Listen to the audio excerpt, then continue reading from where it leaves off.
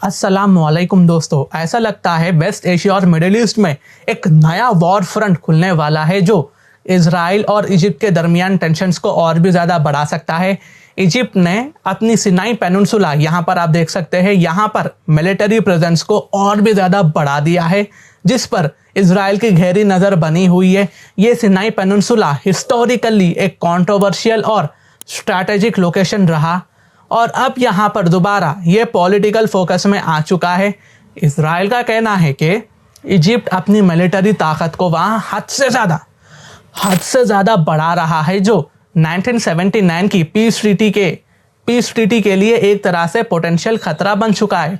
ये peace treaty को समझने के लिए हमें पास में जाना पड़ेगा। सिनाई पेनिनसुला का इतिहास काफ़ी ज़्यादा उलझा हुआ है। ये वो ज़मीन है जो अफ्रीका और एशिया को जोड़ती है और मेडिटेरेनियन सी और रेड सी के बीच का स्ट्रैटेजिक पोजीशन का हिस्सा है। ये ज़मीन कई एम्पायर्स के कंट्रोल में रही, लेकिन 1922 में इजिप्ट को इस पर अपना हक वापस मिला, लेकिन पूरी तरह से नहीं। इजराइल और इजिप्ट के बीच सिनाई पेनिनसुला के कंट्रोल को लेकर कई बार जंगें हो चुकी है। 1956 और 1967 में ये ज़मीन इजराइल ने अपने कंट्रोल में ले ली थी, लेकिन 1979 में कैंप डेविड एकॉर्ड्स के बाद इजराइल को इसे पूरी तरह से छोड़ देना पड़ा। इजिप्ट ने इस पर अपना हक माना और इसके बदले में इजराइल के साथ फॉर्मल रिलेशंस शुरू किए, यानी कि डिप्लोमेटिक एक्सचेंज हुआ।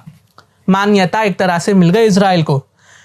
आज के दिन करंटली इजिप्ट सिनाई पेनिनसुला में अपनी मिलिट्री को बढ़ाने की कोशिश कर रहा है। इजराइल के मुताबिक इजिप्ट वहां अपनी ग्राउंड फोर्सेस को डिप्लॉय कर रहा है, एयरपोर्ट्स पर रनवे को एक्सपैंड कर रहा है और नेवल डॉक्स को एक्सपैंड कर रहा है।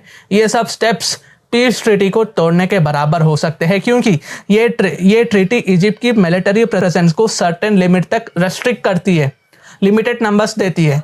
इजराइल को लगता है कि ये एक्शन ट्रीटी का वायलेशन है और इजराइल को लगता है कि इजिप्ट कहीं ना कहीं मिले हुआ है हमास के साथ। गाज़ा कॉन्फ्लिक्ट और इजिप्ट की तैयारियों का कनेक्शन भी बोलता हो।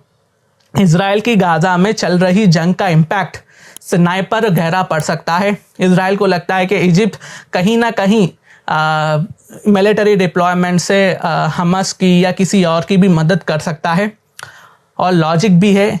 और तो ऑलरेडी रीजन में कई सारे वॉर्स चल रही है मिडिल ईस्ट में। अगर आप ऊपर देखो, ईरान के तरफ देखो, या लेबनान के तरफ, या नीचे गाज़ा में, या बगल में इजिप्ट अगर शुरू हो गया तो इजराइल के लिए खतरे की बात है।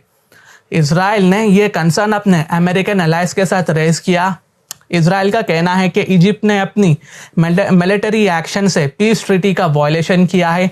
ये सिचुएशन एक डेलिकेट फेस में है, क्योंकि एक और जंग का कोई फ़ायदा नहीं हो सकता। रीजन ऑलरेडी इंस्टेबिलिटी से गुजर रहा है। अगर ये कॉन्फ्लिक्ट बढ़ती है तो उसका इम्पैक्ट ना सिर्फ इजराइल इजिप्ट बल्कि पूरे वेस्ट एशिया पर पड़ सकता है, खुसूसन ऑयल की ट्रेड पर पड़ सकता है।